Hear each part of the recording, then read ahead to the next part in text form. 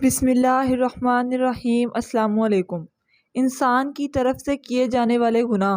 اور نافرمانیاں، چاہے یہ گناہ کفر کی حد تک ہوں یا پھر کبیرہ یا صغیرہ گناہوں سے تعلق رکھتے ہوں،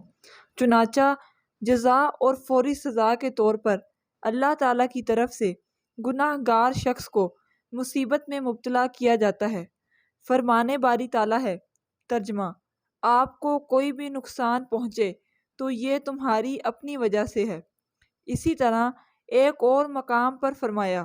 ترجمہ: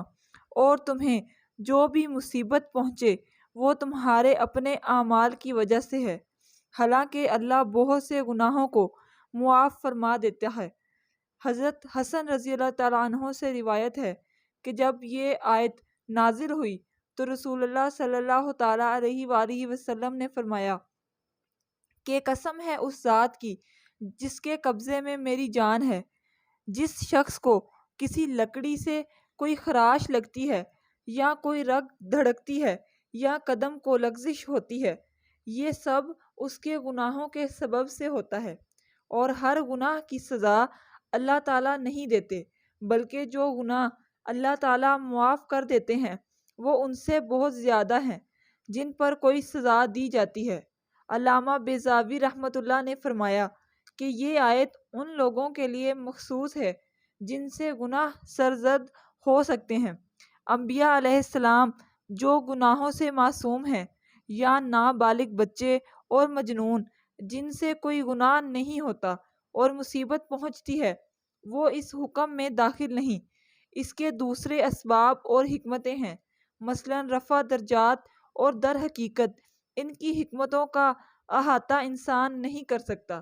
سیدنا انس بن مالک بیان کرتے ہیں کہ رسول اللہ صلی اللہ تعالیٰ علیہ وآلہ وسلم نے فرمایا، یقیناً جب اللہ تعالیٰ کسی بندے سے محبت فرماتا ہے یا اسے گناہوں سے پاک صاف کرنا چاہتا ہے تو اس کو آزمائش میں ڈال دیتا ہے۔ دوسرا سبب یہ ہوتا ہے کہ اللہ تعالیٰ اپنے صابر اور مومن بندے کے درجات بلند کرنا چاہتا ہے۔ اللہ تعالیٰ اسے مصیبت میں مبتلا کرتا ہے تاکہ وہ اللہ تعالیٰ کی آزمائش پر راضی ہو اور صبر کرے، نتیجے میں اللہ اسے آخرت میں صابرین کے اجر سے نوازے اور اپنے ہاں اسے کامیاب لوگوں میں لکھ دے۔ یہ بات مسلمہ ہے کہ انبیاء کرام اور نیک لوگوں کو بھی آخر دم تک مصیبتوں کا سامنا رہا۔ اللہ تعالیٰ نے ان کے لیے جنت میں بلند درجات حاصل کرنے کا ذریعہ بنایا۔ یہی وجہ ہے کہ ایک صحیح حدیث میں ہے کہ نبی کریم صلی اللہ تعالیٰ علیہ وآلہ وسلم نے فرمایا، جب انسان کے لیے اللہ تعالیٰ کے ہاں کوئی ایسا درجہ مختص ہو جس کو پانے کے لیے انسان کے اعمال کافی نہ ہوں تو اللہ تعالیٰ اس کو جسم، مال یا اولاد کی مصیبتوں میں مبتلا کر دیتا ہے۔ حضرت عائشہ صدیقہ رضی اللہ تعالیٰ عنہا سے روایت ہے کہ نبی کریم صلی اللہ تعالیٰ علیہ وآلہ وسلم کے بدلے میں اس کا درجہ بلند فرما دیتا ہے یا اس کا گناہ مٹا دیتا ہے۔ اسی طرح انس بن مالک رضی اللہ تعالیٰ عنہ سے مروی ہے کہ نبی کریم صلی اللہ تعالیٰ علیہ وآلہ وسلم نے فرمایا، جتنی آزمائش کی گھڑی ہوگی اجر اتنا ہی عظیم ہوگا۔ اللہ تعالیٰ جب کسی قوم سے محبت کرتا ہے تو ان کی آزمائش فرماتا ہے، چنانچہ جو اللہ تعالیٰ کی آزمائش پر راضی ہو جائے تو اللہ تعالیٰ اس سے راضی ہو جاتا ہے، اور جو اللہ تعالیٰ کی آزمائش پر ناراضگی کا اظہار کرے اس کے لیے اللہ تعالیٰ کی طرف سے ناراضگی ہوتی ہے۔ جیسے کہ آپ خود کو عام دیکھنے میں ملے گا کہ جسے اللہ تعالیٰ کسی مصیبت میں مبتلا فرمائے اور وہ اس پر صبر و شکر کرے تو اللہ تعالیٰ اس کے گناہ معاف فرما دیتے ہیں اور جنت میں درجات بلند کر دیتا ہے، نیز اسے صابرین کے اجر سے نوازتا ہے۔ یہ بات بھی قابل غور ہے کہ دنیاوی سزا سے منسلک ہوتی ہے، جدا نہیں ہوتی، جیسا کہ سعد بن ابی وقاص رضی اللہ تعالیٰ عنہ کہتے ہیں کہ میں نے عرض کیا، اللہ کے رسول صلی اللہ تعالیٰ علیہ وآلہ وسلم، کن لوگوں کی آزمائش سخت ہوتی ہے؟ آپ صلی اللہ تعالیٰ علیہ وآلہ وسلم نے فرمایا، انبیاء کرام کی۔ ان کے بعد جو جس قدر انبیاء کرام کے نقش قدم پر چلنے والا ہوگا انہیں اسی قدر آزمائش میں ڈالا جائے گا۔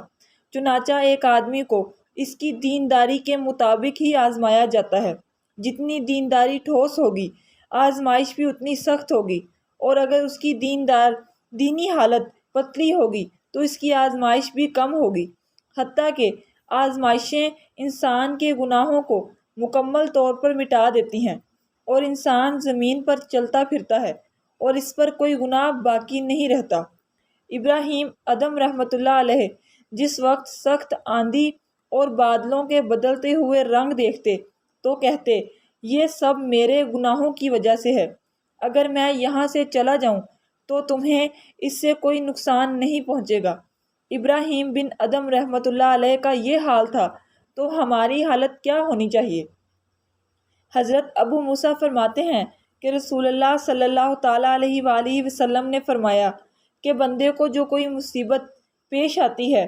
تو وہ اس کے گناہ کا نتیجہ ہوتی ہے، اور بہت گناہوں کو معاف فرما دیتے ہیں۔ حضرت عبداللہ بن عمر رضی اللہ تعالیٰ عنہ فرماتے ہیں کہ رسول اللہ صلی اللہ تعالیٰ علیہ وآلہ وسلم ہماری طرف متوجہ ہوئے اور فرمایا، اے جماعت مہاجرین، 5 چیزوں میں جب تم مبتلا ہو جاؤ، اور میں اللہ کی پناہ مانگتا ہوں اس سے کہ تم ان چیزوں میں مبتلا ہو۔ پہلی یہ کہ جس قوم میں فحاشی علانیہ ہونے لگے تو اس میں طاعون اور ایسی ایسی بیماریاں پھیل جاتی ہیں جو ان سے پہلے لوگوں میں نہ تھیں، اور جو قوم ناپ تول میں کمی کرتی ہے تو وہ قحط، مصائب اور بادشاہوں کے ظلم و ستم میں مبتلا کر دی جاتی ہے، اور جب کوئی قوم اپنے اموال کی زکوٰۃ نہیں دیتی تو بارش روک دی جاتی ہے، اور اگر چوپائے نہ ہوں تو ان پر کبھی بارش نہ برسے،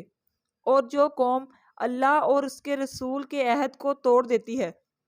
تو اللہ تعالیٰ غیروں کو ان پر مسلط فرما دیتا ہے، اور جو اس قوم سے عداوت رکھتے ہیں پھر وہ ان کے اموال چھین لیتے ہیں،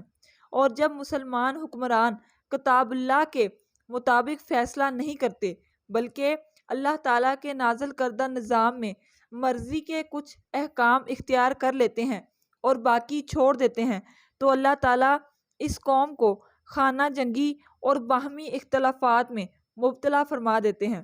حضرت عائشہ صدیقہ رضی اللہ تعالیٰ عنہا فرماتی ہیں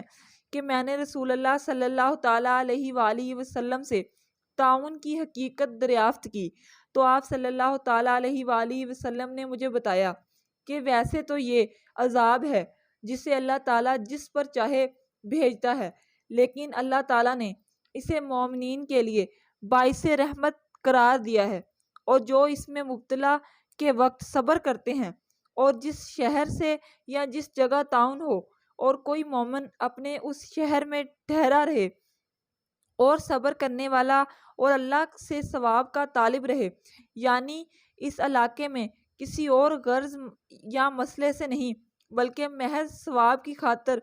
ٹھہرا رہے، نیز یہ جانتا ہے کہ اسے کوئی چیز یعنی کوئی اذیت اور مصیبت نہیں پہنچے گی مگر صرف وہی جو اللہ نے اس کے مقدر میں لکھ دی اور جس سے کہیں مفر نہیں، تو اس مومن کو شہید کے مانند ثواب ملے گا۔